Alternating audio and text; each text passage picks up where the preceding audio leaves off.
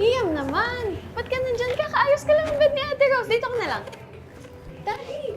Dali na ka pa dyan. Yeah. Tulungan na kita. Sige lang, Ayaw sige mo. lang. Hayaan mo, Ayaw anak. mo na yan, Ayos Daddy. lang to.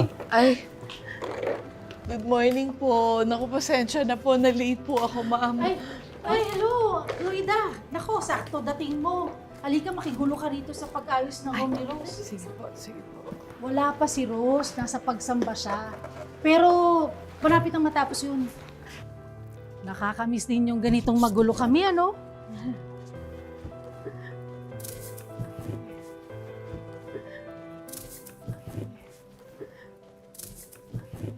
Naging sobrang busy kami sa trabaho, sa school. Ngayon lang kami ulit naging kompleto na makakasama namin si Rose. Alam niyo po, ma'am, na-miss din po talaga ni Rose yung ganitong gulo. Kahit sa ganitong paraan, ma-celebrate natin ang birthday niya, Loida, no?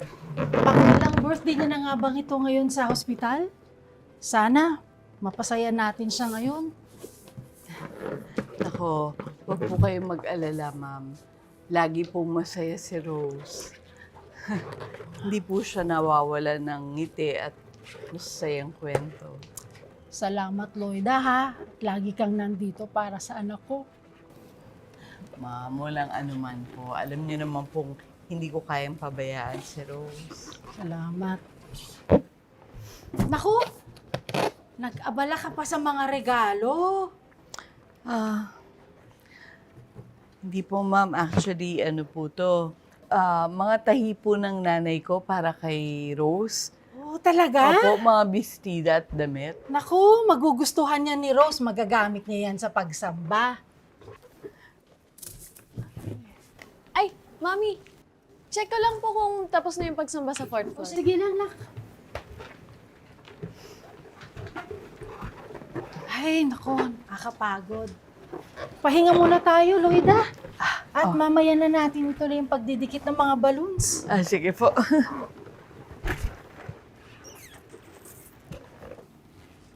Naalala niyo po ba yung first birthday ni Rose? Oo naman. Nasa hospital din tayo nun. Oo nga, ma'am, no? Ganto-ganto rin yun. Nagde-decorate tayo ng mga balloons. Yun yung panahon, Loida, na nalaman natin na may ventricle septal defect si Rose. May butas ang puso niya.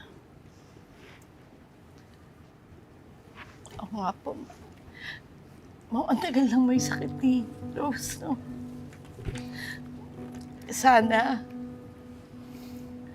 pag na-operahan siya, maging okay na talaga siya. Alam mo, hindi kami nawawalan ng pag-asa. Ginagawa naming lahat para lang mapagaling si Rose. Pero alam mo, napakalaking regalo na to mula sa ating Panginoon Diyos na makasama natin siya hanggang ngayon. Ayun nga rin po yung lagi sinasabi sa akin ni Rose, na papagalingin po siya ng Diyos. Noong una, Loida, di naiintindihan ni Rose kung bakit lagi siyang nagkakasakit. Alam mo yon, nasaksihan mo yon. Oo nga. Bata pa lang po siya, ang dami niya ng tanong. Pero ngayon, nauunawaan na niya na ang lahat ay ayon sa kalooban ng Diyos. Tinuruan namin siya na laging manalangin at dapat laging magtiwala sa Kanya. Alam mo, minsan, humihingi ng mga pasugo si Rose, kaya ako laging may dala nito.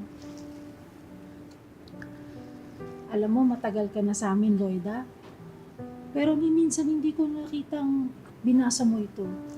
At hindi mo kami pinaunlakan sa mga pag-anyaya namin sa pagsamba. Ay, naku. Pasensya na po, ma'am.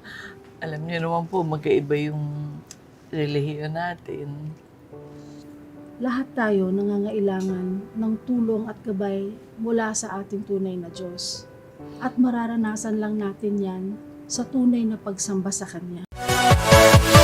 Yeah.